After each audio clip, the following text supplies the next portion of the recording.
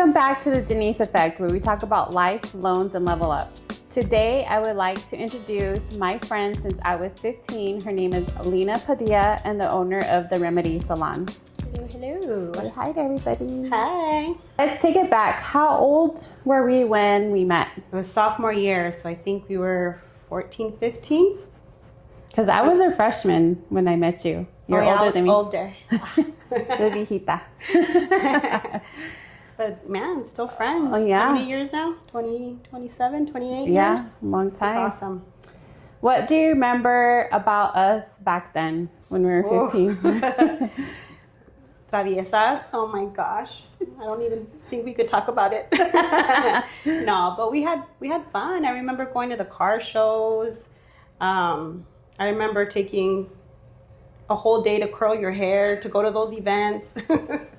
I don't know, just we had good time when we were kids. It was awesome. I remember you would do my hair and my nails. You would do acrylic. Oh, yeah, I forgot about that. Yeah. Yeah, I tried. Yeah. It wasn't for me. Did you ever imagine when you were 15 that you were going to be a salon owner? Honestly, when I was a kid, no. That kind of happened once I started doing hair, but I always knew I wanted to do hair since high school. Like, I remember when the Selena movie came out and she had like that bun, and you know, my parents didn't have any money to take me to the salon, and so when I went to prom, I did it myself, and I nailed it. I was like, dang. So ever since then, I just started doing hair, and I loved it. It's been a passion of mine for a long time. You always did good hair. Thank you. Like badass. What do you know about the beauty industry? What advice did someone give you back then that you still like use today? Just be good at what you do. I mean, there's so much education that, you know, stylists honestly have to take in order for you to master, because styles change constantly, and so you have to keep, you know, educating yourself. So just making sure that you're up to the new trends, and you know, you're offering clients, you know, what they want and knowing how to do it. So yeah, having a mix of oh yeah, because I mean, when I started doing hair back in the day, it was stripy, chunky. You used to do that to me. Oh, I did too, and they were like, oh, like everybody had them, and now we're like, please don't do that. Yeah, it would be like platinum blonde and then black. And it would then look like a piece skunk. of red, like, oh, I know.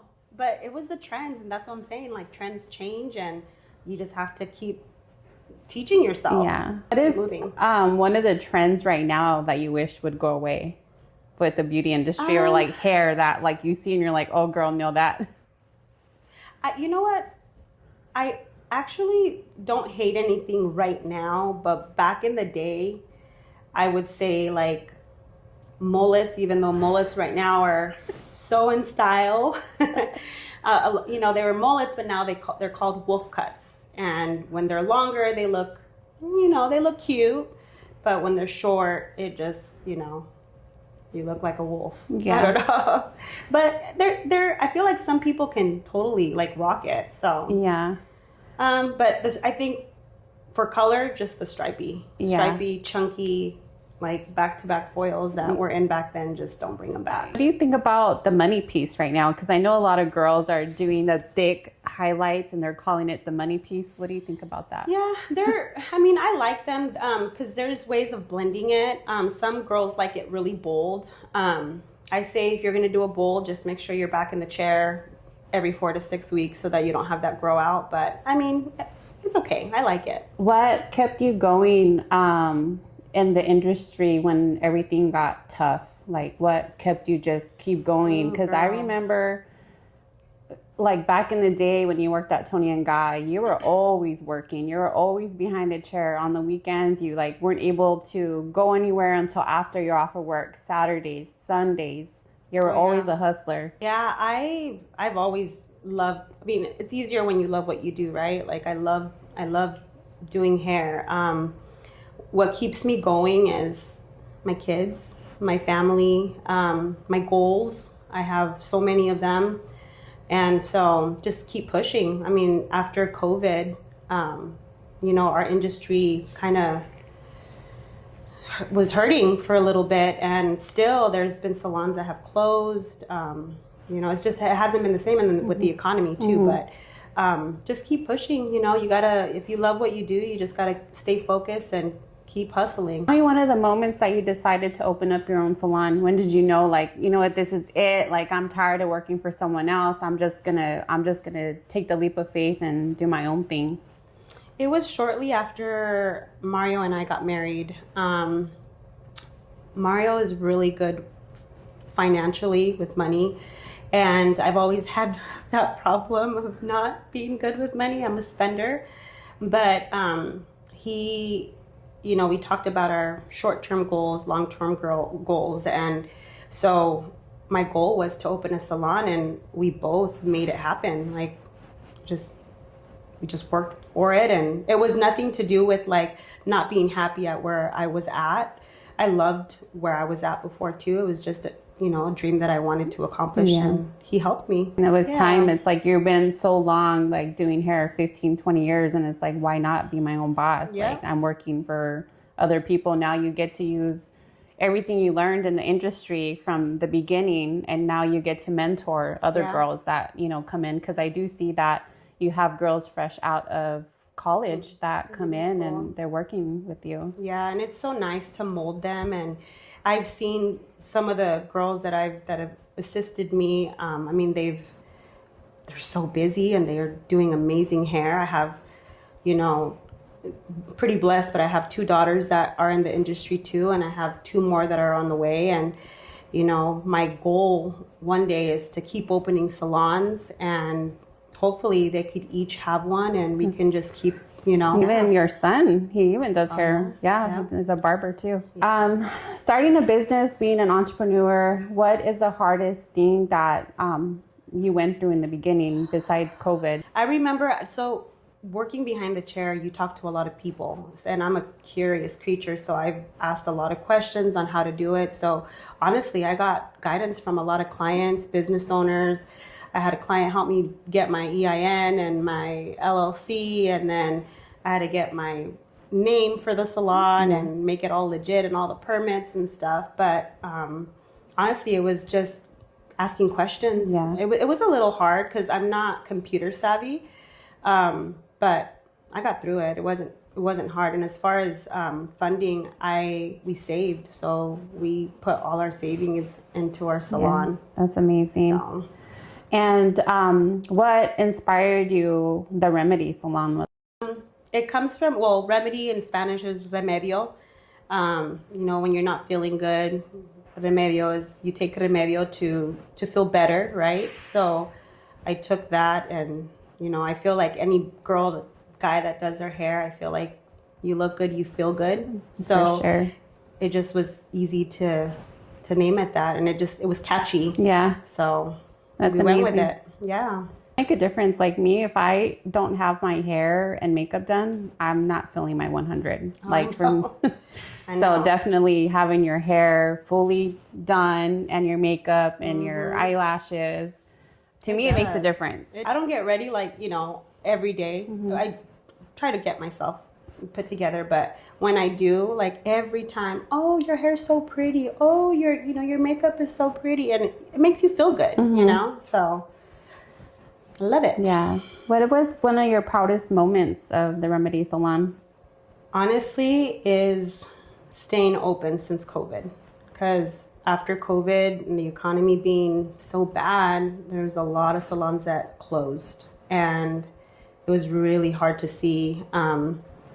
And don't get me wrong, there was days where I cried and I was stressed out, but I have faith and prayed a lot and stayed focused, and I just kept pushing. So, you know, we've been open for almost 6 years now, and we're still rocking. That's good. I'm proud of you. Thank you. How do you balance being a creative stylist behind the chair, a business owner, a mentor, a mom, a wife? How do you manage all these roles on your day-to-day basis? What keeps you organized? With love and patience. No, I feel like I've been doing it for so long now. Me being behind the chair, obviously, when I'm at work, I'm taking care of my clients. When I get home, I'm mom and wife. I do a lot of my business stuff when I get home at night, make sure that the salon is running properly. And Mario, my husband, oh my gosh, he's the plumber, he's the electrical guy, he does everything that, brings our supplies in. I mean, he does all that too, so he's a huge help. But yeah, and then, I do try to, one day out of the week, make sure that I focus, time for my family, because the beginning of my career, I was very absent because I needed to pay bills. I was a single mom.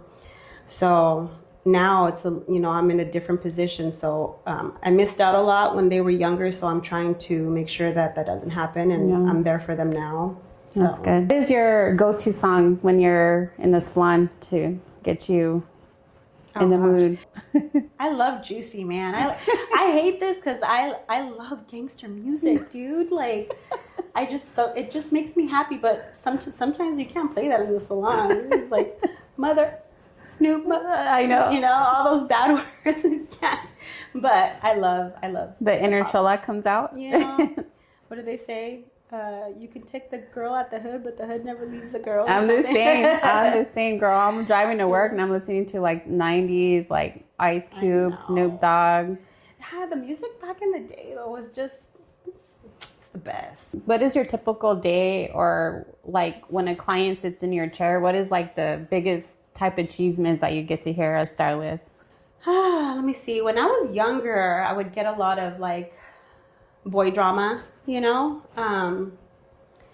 that I'm a little older, I get like, just like the ex and like the older drama, the older drama, and then too like sad stories too. I feel like as you get older, you start hearing like people die, but as far as achievement, honestly, I have pretty good clients, very happy. I'm pretty blessed. Like, we don't really talk bad about anybody.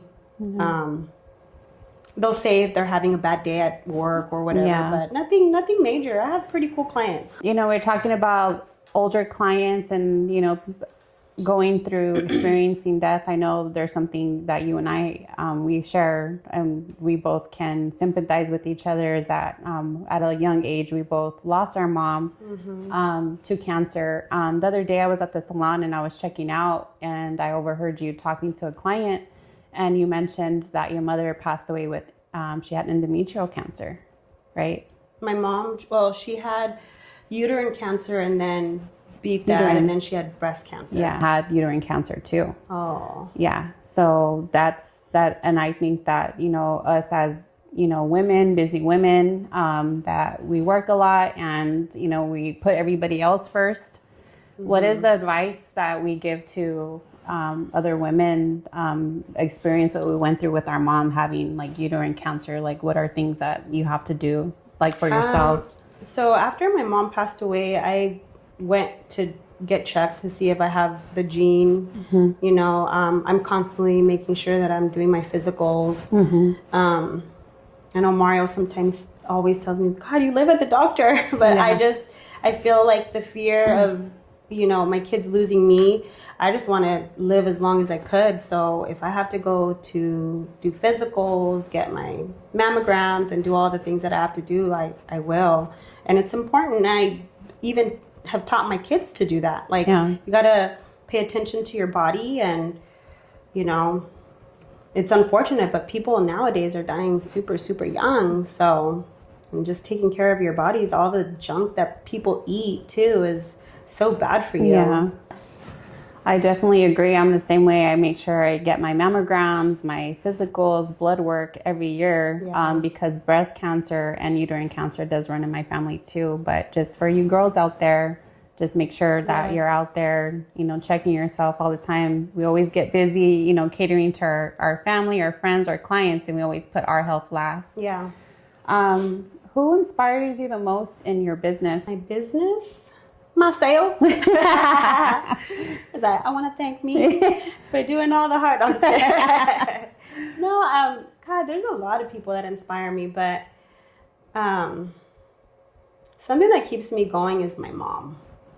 My mom would make something out of nothing. Like literally, this woman was just full of life. So whenever I have a bad day or whenever I need something, I just remember my mom always coming through, pulling through, and so I just have that motivation. So she's a big inspiration. Advice do you give to any girls, young girls that are in the beauty industry now that are thinking to become, a salon owner in the future? To work hard, one, I mean, that's a given, but be kind to yourself. I think a lot of women, girls nowadays, they're so infatuated with other people, what they're doing. And I think that if they start thinking that, their competition, it's really not good. I think the biggest competition should be yourself, because that will keep you motivated and it'll keep you pushing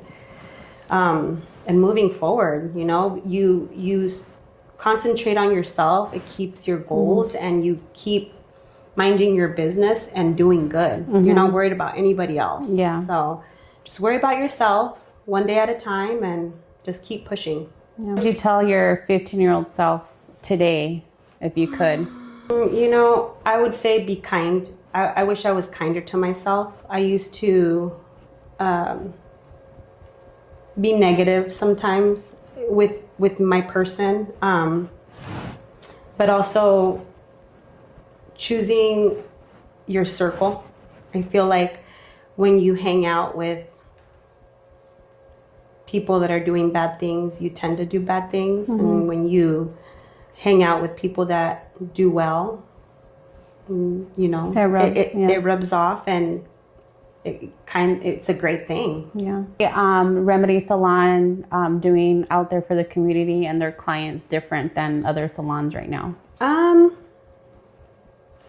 Honestly, I feel like our salon is so unique. I feel like a lot of salons, and I don't know if you can compare to with your industry, but nowadays you have to not only be good at hair, you have to be a good photographer, a good videographer, you have to do silly things on Instagram. And so we try to do that and, fit in, but I think our main focus is doing good hair.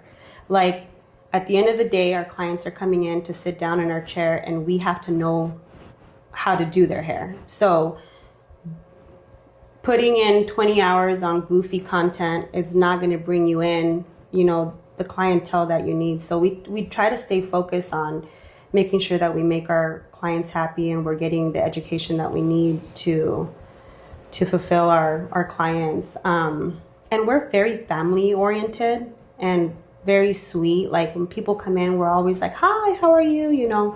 Everybody knows each other. And that's how it is in other salons too, but I try to stay, a little bit more connected with our clients in that way. People are looking for the Remedy Salon. How can they find you? We're all over social media, so you can look up the Remedy Salon on Instagram, Facebook, and TikTok. And then my personal is Lina the Hair Cleaner. Where'd you get that name from? Do you really want me to tell you? Yeah. It's a dirty song. I know.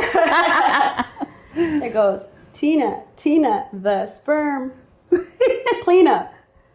But I love it though. I love it. I love it. And it goes with you. Oh, yeah, I'm embarrassed. Yeah, but I'm on all the socials under Lina the Hair Cleaner too. Yeah. Follow me. And then if not, you can always call the salon at 623-233-6325. Will you answer? Yeah, I answered. All right, well, I think that's it. We're going to wrap up our show. Thank you, everybody, so much for viewing. Thank you so much. Thank you, friend. It was amazing. This was so fun. Love it. I was a little nervous. I don't know why. Yeah. Anyway, I'll take that beer now. Yeah. All right. Bye. Bye. We'll see you later.